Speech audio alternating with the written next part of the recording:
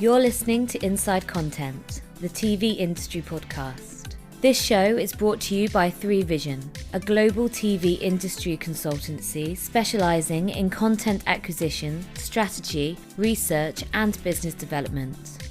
Each episode, we give you VIP access to the views and experiences of senior TV executives and discuss the latest TV industry trends and insights. Hello and welcome to Inside Content. I'm Jack Thomas, Director at 3Vision.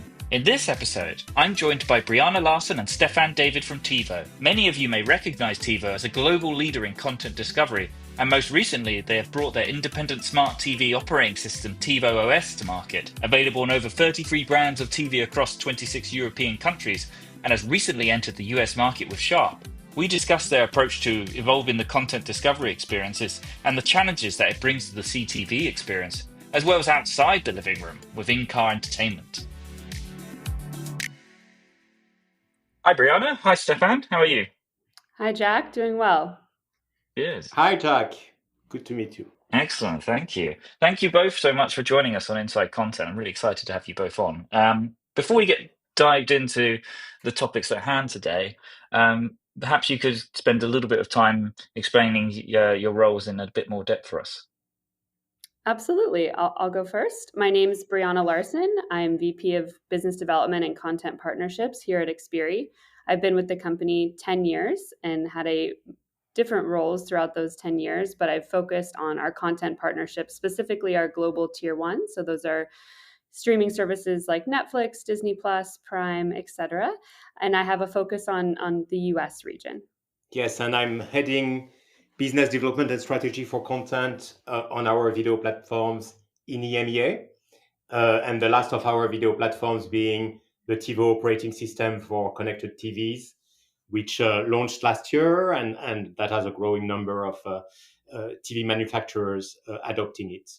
I need to disclose up front that I've been with Xperi for less than a year. So Jack, if you could direct all the tricky questions to Briana, that'd be great. Absolutely. What he's not saying is he was a customer of TiVo, and I work with Stéphane in this role when he was a customer on our pay TV side of the business. So he's very well versed. Brilliant. Intimately aware of both sides. Excellent. All right, great. Well, so my first question is obviously perhaps a bit broad to start with. We've seen over the years in our industry, streaming be taken up and become almost part of the furniture in some ways. These days it's no big surprise when you see the numbers from Nielsen and about how much people are watching streaming versus traditional broadcast. But in terms of how that actually translates into user behavior, how do you see in terms of audiences how their habits have changed when it comes to streaming from when streaming first appeared and where we are now? Yeah, absolutely. I'll take that. So I think there's two factors from where it began to where it is now. It's the pure number of services and how that's grown, as well as the types of services and the expansion of the different types of services. We have a video trends report, the TiVo video trends report that we publish twice a year. And as part of that, we always ask the average number of services that users subscribe to. And in the US, it's currently an average total number of 9 services. So that's 9 streaming services. And that's the average, meaning some people will have more, some people have less. That's a lot of services. We also do a similar video trends report in the UK, and the average number of services used by UK viewers has increased to 6.5. So again, a lot of services. Those are a mix between international services as well as all of the locals that you have in Europe. But I think just the pure number has grown, right? We started out with just Netflix, and now there's dozens and dozens. There's niche services as well. And then the types of services, what started out as just subscription is now expanded to AVOD and FAST, virtual MVPDs here in the US. And then not just those, but social media and podcasts. There's a lot of different avenues to watch content these days. Wow, that's like quite large in terms of the averages. I mean, when I think about adding up my own, they probably are in line with that. But I thought perhaps I was the anomaly. But no, I'm just as normal as everyone else. It makes it quite difficult for a consumer when they're thinking about what to watch when they've got somewhere between 6.5 and 9 services to choose from. Never mind the many others that might have content they're interested in as well. So in that world of content fragmentation, and how do you help users try and get over that big challenge in terms of finding the content they want to watch? Shall I take that one? So, as Briana mentioned, we take the pulse every year of how people consume content in our main markets. We call that the video trend report. And in the UK, in the last iteration of that research, we saw that only 16%, 1/6, of viewers know what they want to watch when they sit down in front of their TV, which means that for the vast majority of TV viewers, there is a habit browsing that starts each viewing session. And 61% of the respondents say that they go through more than one app in a typical viewing session. They go from one app to the other to a third one. And the majority of them, 51%, find it annoying that they have to browse multiple apps. And we also saw some research which is actually quite scary. A piece of research that was done by Currys, the retail chain, where 10% of the respondents admitted that they spent up to 2 hours trying to find something to watch. 2 hours is very extreme, but the average time of all respondents is around 30 minutes per day.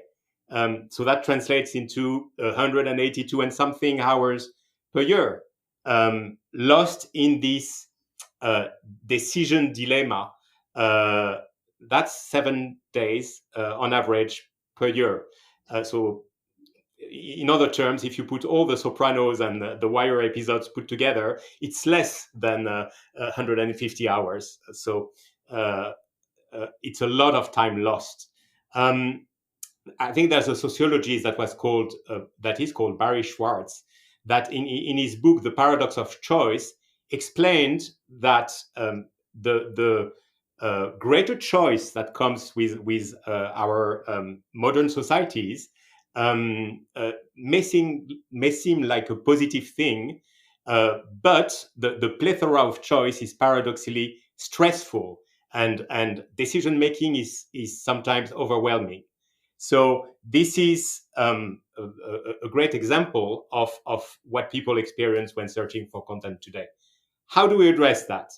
I don't know how familiar you are with the brand TiVo, but TiVo became a verb actually in the US pop culture 1 or 2 decades ago. And to TiVo, a program meant finding, earn marking for recording, and viewing a program at your leisure when you want it, not missing a program on linear TV.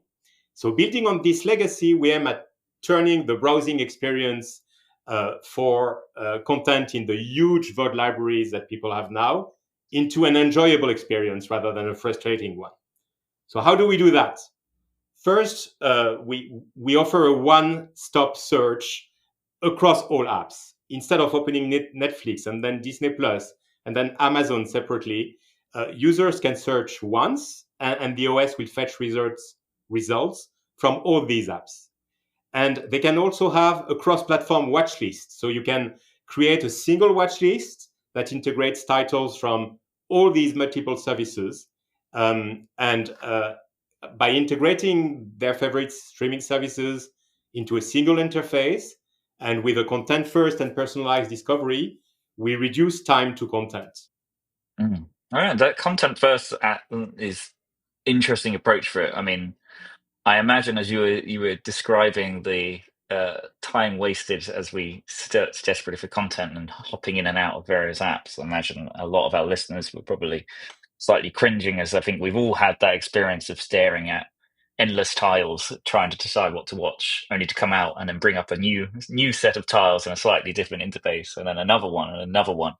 And so that idea of content first is quite useful, even if it's just bringing that process into one solidified environment and helping people understand where their content is. And obviously, hopefully, maybe for some streamers, help people find content that they might not yet be subscribed to, potentially. So obviously you got a lot of potential there, what you're describing. What are some of the challenges you found you've been facing when you've been trying to implement this type of searching instead? Yeah, absolutely. I'll take that one. So historically, we've really gone with the content first, right? And we've not had apps as a primary, part of the experience. But we've come to realize that when someone does know what they want to watch, you want to get them there as fast as possible for consumer satisfaction. So right now we balance on our home screen. You will see we have both carousels, which are our recommendations and content first, like Stéphane mentioned. We also have an apps carousel, so you can get directly to that content should you want it. The other thing that we're doing that I think is very unique is that we allow the user to manage their recommendations. So you can actually mute noise from apps that you don't want to get recommendations from. So you go into settings, for example, and you can select and deselect your application. So your discovery experience is specific to the apps that you want to see content from. And there are a lot of challenges in this content first. It may seem seamless when you're a user, but there's a lot that happens on the back end. And one of those things is that it's all based on the ingestion of metadata, right? We ingest metadata from our content partners in order to surface them in that content first experience. And what was once all VOD content, now there's a lot of different types of content coming through the pipes. For example, live sports. So VOD content, there's no start and end time. It's just available on a service. And when it comes off the service, it's not in the feed and it's no longer shown in our experience. When you have live sports, you have a start and an end time. And so we've worked with partners in order to make sure that when something is live, it's shown. And when it's off the air, we do not show it, right? And so the challenges around different types of content. So you have live sports. Fast is also another type of content we didn't have when we first started. And that also is linear and has different, time-bound elements. So working through those challenges is one area. And then the other area is that these content service providers have their own requirements around how you show their content. And not all content service providers have the same ideologies that we do. And so we have to find a balance working with our content partners to adhere to our UI principles while also adhering to their requirements around how we surface their content in our experience. And some are more difficult than others, understandably. That's really exciting to see what you're describing about the live content coming in when Yeah. it's relevant and only when it's relevant. I think again a common user way in that 20 minutes they might spend that time adding some things to a list to watch later, but not actually watch anything. Right. Because it's all there and it's all theoretically, obviously licensing deals are a thing, content does drop off, but the average consumer doesn't think about it like that. They'll just add things onto there because they know it's there to watch at some point. Whereas being able to permeate through with that, with actually, you should watch this right now because this is happening right now, is a really good way of Exactly. hopefully making the whole thing feel a bit more live and a bit more exciting. Yeah. And I It's, think live yeah, sports, go specifically in on. the US, live sports, these streaming platforms are getting rights to big NFL games, right? Netflix had Christmas Day. Amazon Prime Video has every Thursday night football game. And so, like you're saying, when someone turns on their TV on Thursday, we want to offer that as, hey, it's available to watch now. And so I think it's in the US, live sports has been a huge change in streaming over the last year, and we'll continue to see that happening. Yeah, I think, and I'm sure they're really grateful for like the work you're doing on that front because some of their classical UI doesn't necessarily lend itself to give people that urgency when it comes to titles being available. Not all of them. People might have ads, for instance, on their SVOD service where they have the opportunity to say, "Hey, come back to Netflix on Thursday afternoon," or and where they can actually try and bring that call to action to come to Netflix at the specific time, because that's not how. Obviously, that's going to change as more and more live events happen. But at least right now, you're having to deal with an expectation that Netflix is just there for when I need it, as Mhm. opposed to I should really definitely come to Netflix at this time. Exactly. I mean, in terms of like surfacing this content, content recommendations not a new phenomenon. We've seen Netflix do it for many years, and obviously, pretty much all the streamers have their own versions of it. It can be quite tough for consumers sometimes. It doesn't always bring out what they could be interested in, should be watching, however you want to talk about it. I think from my personal experience, probably less on the VOD side of things, but definitely with music, I think there's a propensity for Spotify to make me listen to a lot of the same things all the time. And whereas what I really want when it comes to music or TV or any kind of media is someone to come in and say, hey, you should really watch this show. I know it's not, this is an important show, or this is something that I think you really like. The way that a person can cut through an algorithm where it's not based on my viewing history, it's more just about this is something that's very good. How do you balance in the sort of giving everything over to algorithm versus a kind of editorial curation approach as far as surfacing content for people? Yeah, I'll start. So it's all about balance, and you need both to have a good experience. So we do both. We do have an algorithm that populates a majority of our carousels, and that's a personalization algorithm. So my experience is going to look different than your experience based on the content that we engage with and the content that we click on. And then we also have editorial manual curation, where we can surface content in those carousels alongside the algorithm's recommendations of content that we think are relevant at that point for consumers. So it could be the live sporting events we were talking about. It could be a tentpole title that premiered on a streaming service and it was a surprise and it came out and it's now trending. And so the algorithm can't necessarily pick that up because there hasn't been enough usage data around that piece of content. But manually, we can put it in the carousel knowing that that's what consumers want to see. Yeah, and maybe if I can chime in, the other element that differentiates us is that we are an independent media platform. A lot of platforms out there have their own content and push it. So Fire TV with Prime Video, Google with YouTube, Xumo and Entertainment OS with Peacock.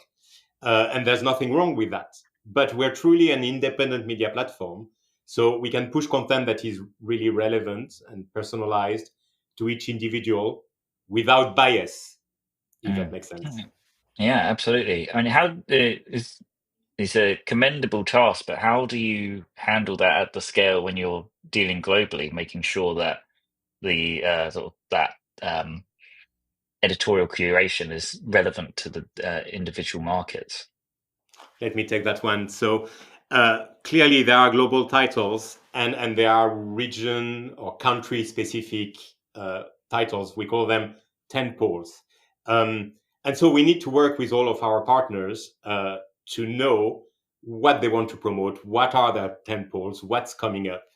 And then we blend with other data sources, more contextualized ones, third-party data sources. But it starts with working with our key partners in each of the markets and surfacing the content that they produce and they think is good.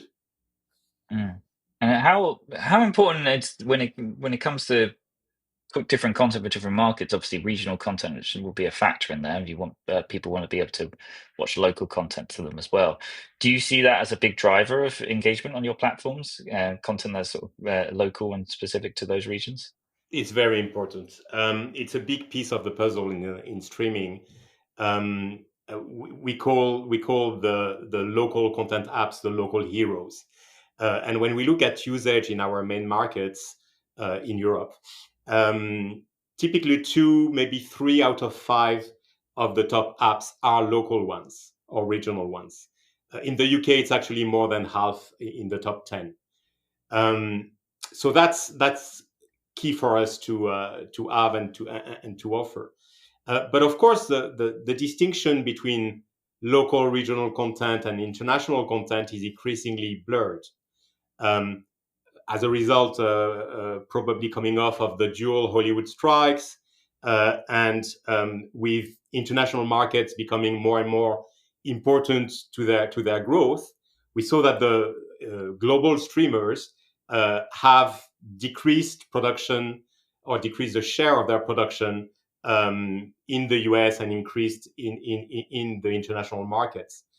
Probably the tax incentives as well and local regulation played a big role. So when you look at shows like Bridgertown or Casa de Papel or Lupin or Disclaimer, the show with Cate Blanchett, directed by Alfonso Cuarón, all these prove that non-US content can attract a global audience as well, and regional content can drive the global streamers.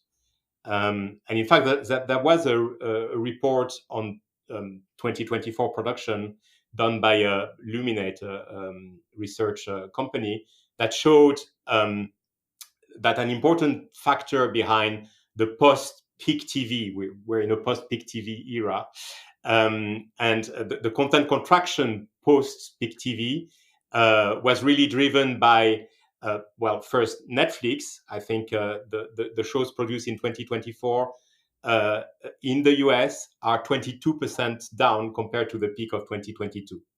And when you look at all the other global streamers, all of them except Prime Video have decreased local production from their respective peak year.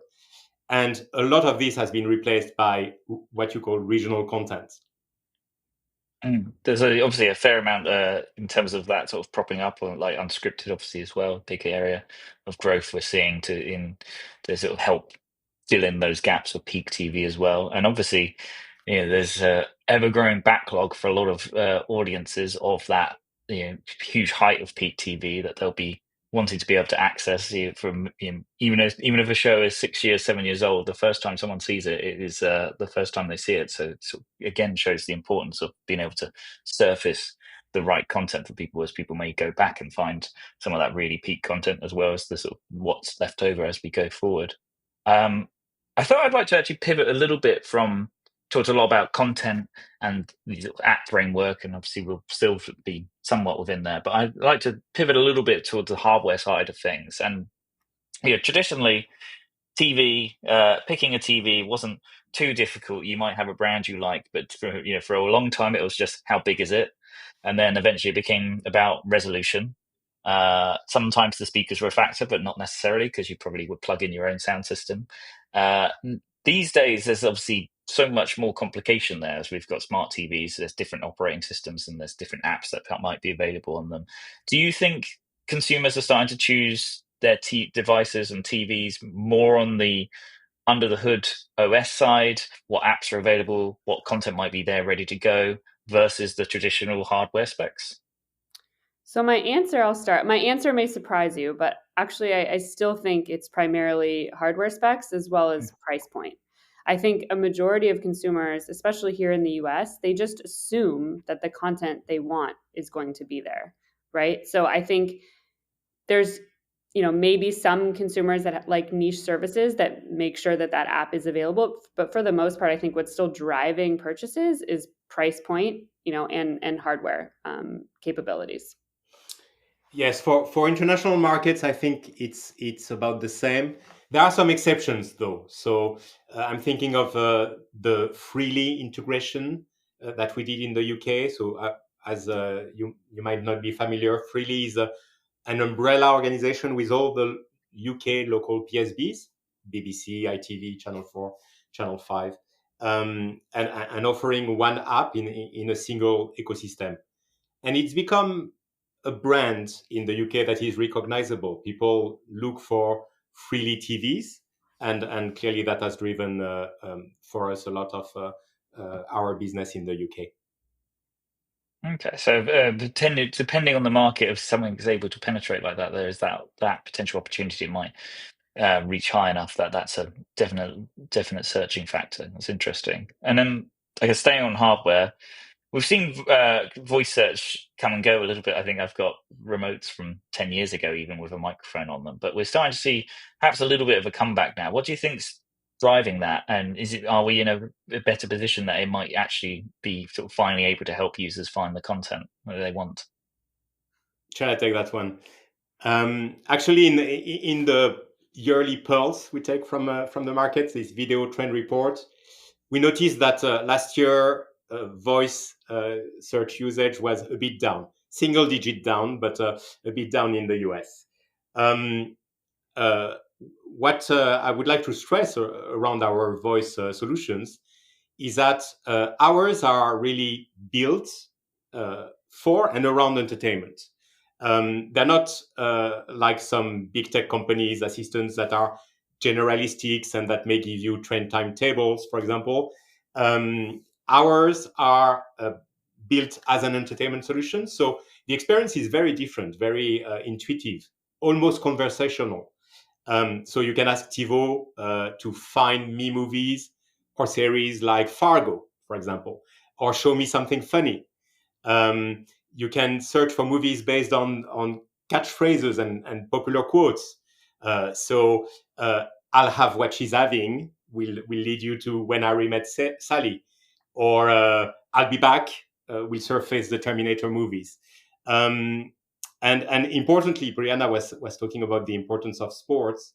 For sports games, where it's all about context, right? Our voice assistants can differentiate, for example, between the San Antonio Spurs, NBA, and the North London Spurs, Premier League. So this technology comes very, very handy and helpful in the content discovery journey we were talking about, and we're scaling to 18, I think, countries and languages, not countries, 18 languages towards the end of this year. And perhaps importantly for me as well, it deals very well with accents.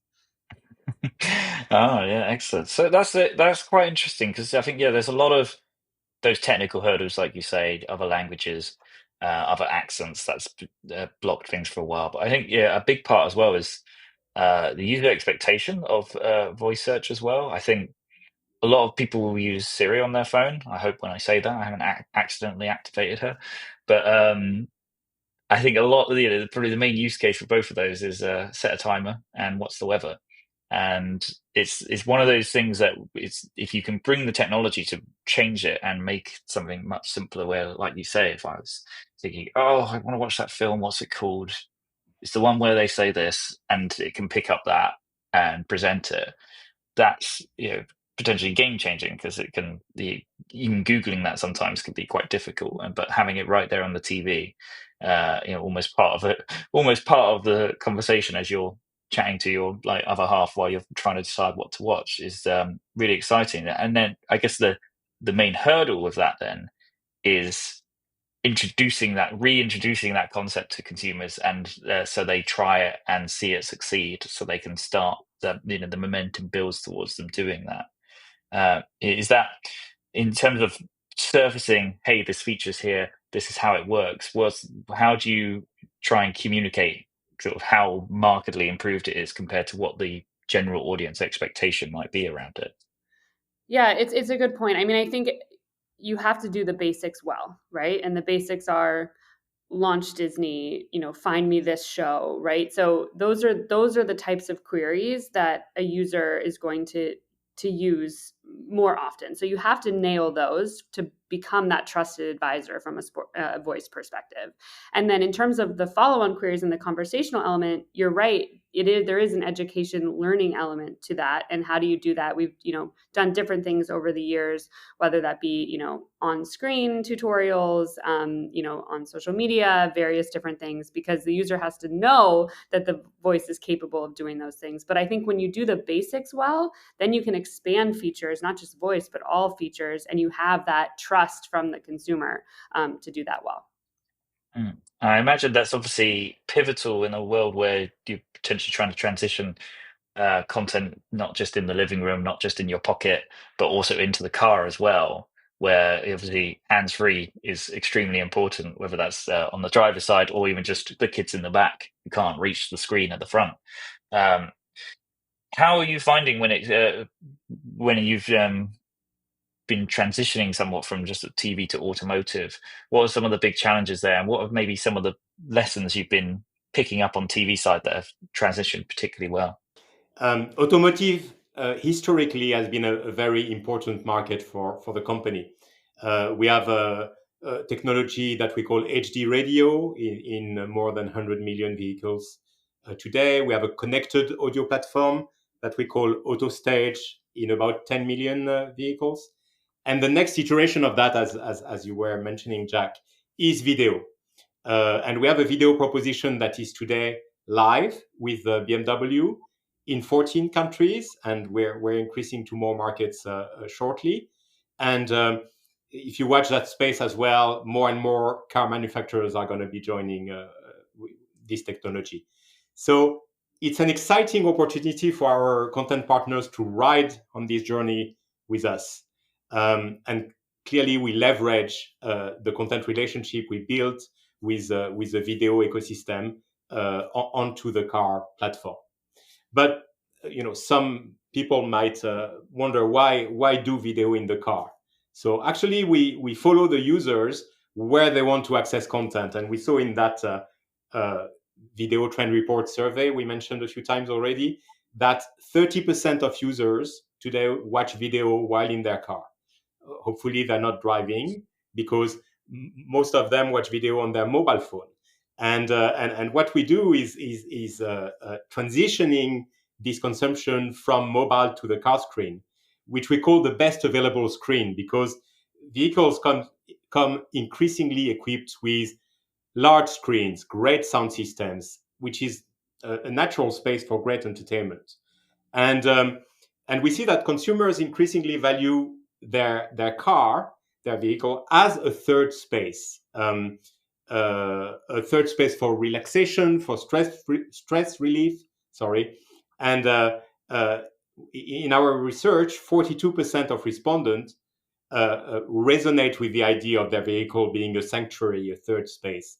And the younger the respondents, the more the idea seems to resonate. So 2/3 of the people below 24 view their vehicle as a third space. And then you have use cases that are increasing with the cars changing. EV adoption, electric vehicle adoption, and the idle time you have while charging your EV. Maybe this adoption is not as quick as we once thought it would be. To quote the New York Times, I think they had a title: "The electric vehicle future is coming just a little bit more slowly."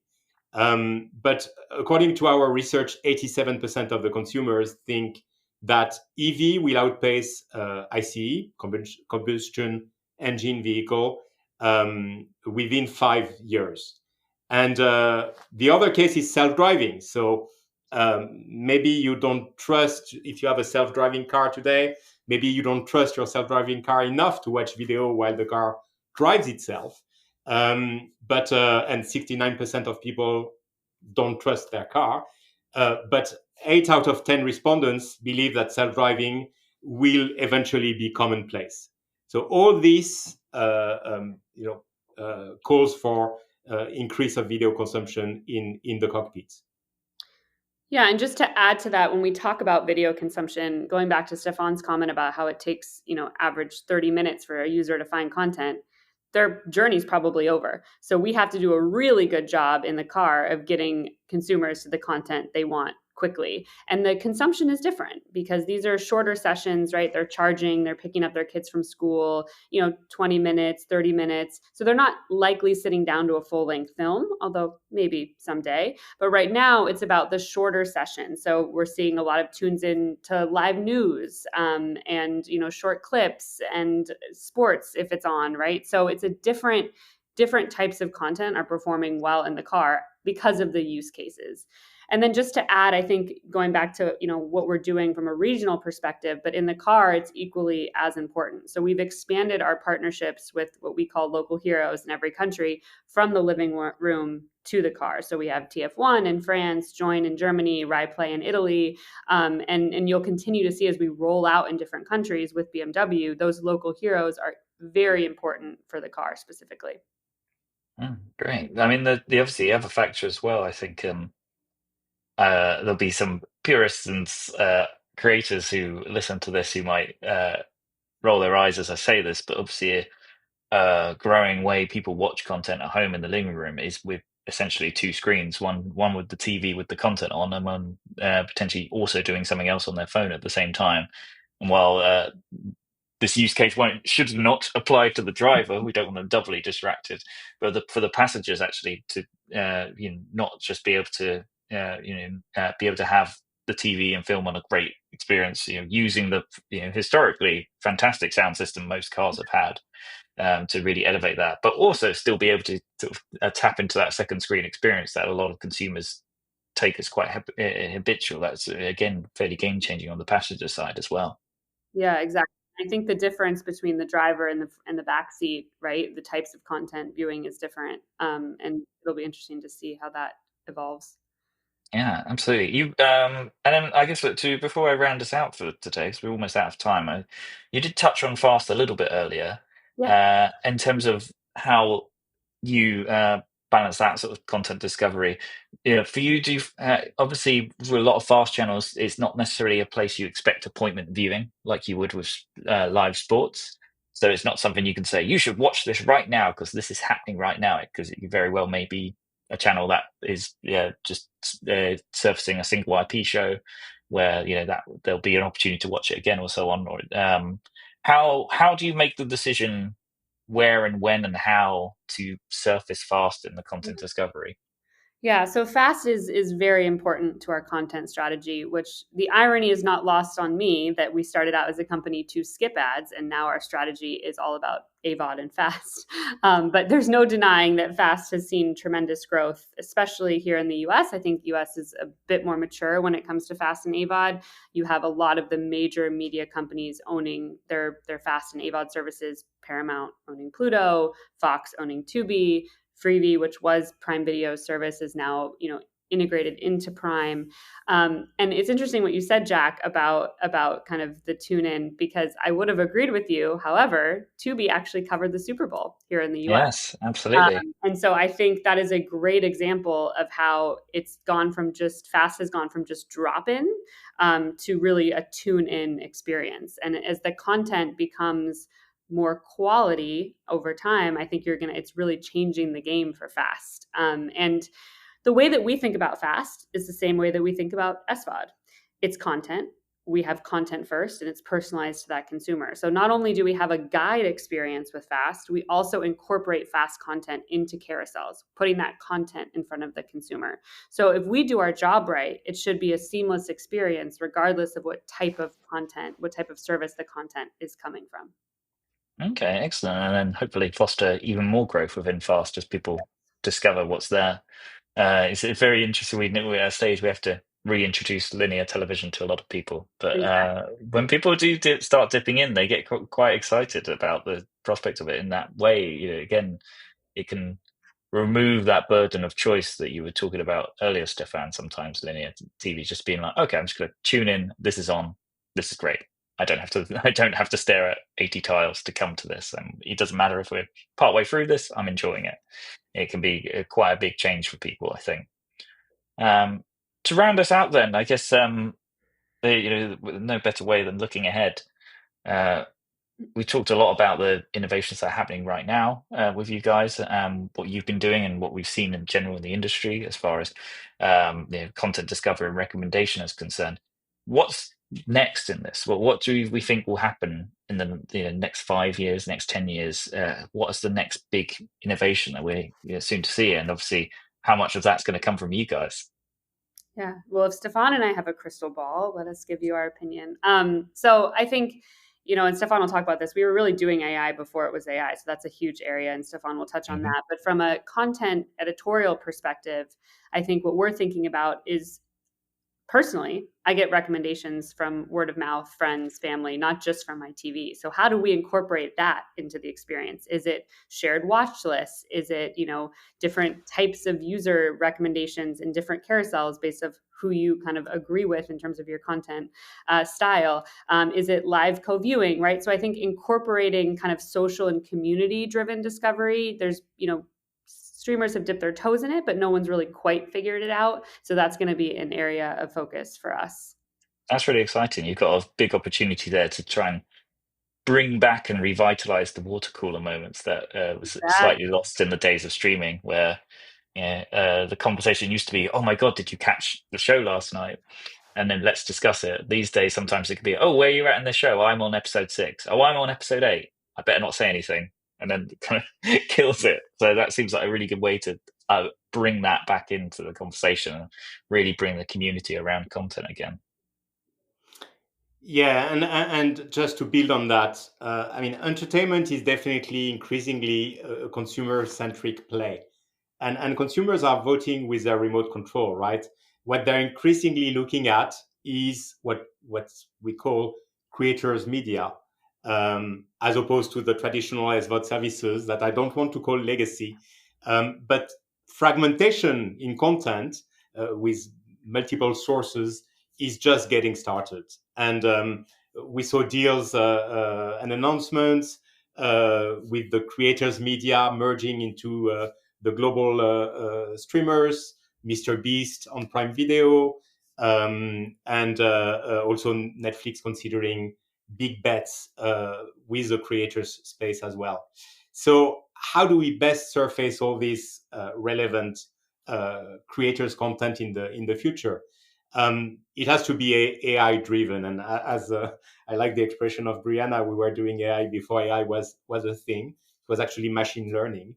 But AI will probably in the future allow for hyper personalized UIs, curating individualized home screens, and much sharper predictive recommendation, where the platforms may anticipate what you want to watch before you even think about it, and a lot of intelligence as well around this multi-profile usage within the household.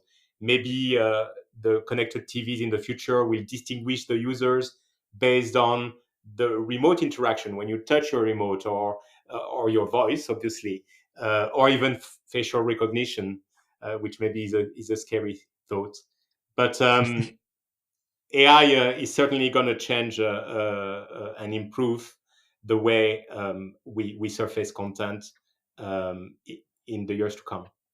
It's good to hear you're thinking ahead when it comes to the creator economy of things, because it's obviously a huge space that's becoming ever more mainstream, but traditionally founded on quite loyal fan bases, I guess you would say, of loyal viewership, where people would know when something new from them comes and go and watch it. Whereas now we're going to start to see it permeate a bit more. And obviously with that is a floodgate of new content that's going to, already is competing with traditional content. I think YouTube had about 10% of US viewership last I saw the Nielsen numbers, which is often higher than some of the streamers. So it's good to be able to have that in mind as that sort of comes in terms of being able to balance that out with everything else. All right. Well, I think this has been really fascinating. Thank you both so much for chatting to me today. There's a lot to think about when it comes to where we're going and how we can actually make sure people can watch what they want to watch rather than stare at 80 tiles on a screen for was it 20 minutes a day on average, you said? That's a little terrifying. Or 2 hours for some people, which I think I'd rather just put a film on. But we'll the full length film in an episode. 30 minutes was the number, yeah. It sounds like a performance art piece. A film. Someone will put out a film at a festival next year, and it will just be various tiles watching someone try and pick something. But I'm glad to hear you're taking steps to not only mitigate the current sort of stresses that appear around it, but also empower content providers as well, and hopefully improve the experience and get everyone a bit broader out in terms of what they're able to capture, whether that's what they're watching or where they're watching it. It's really exciting stuff. So again, thank you again, Briana, Stéphane, for joining us on Inside Content. And until next time I see you, take care. Thank you, Jack. Thank you for having us. Thank you, Jack.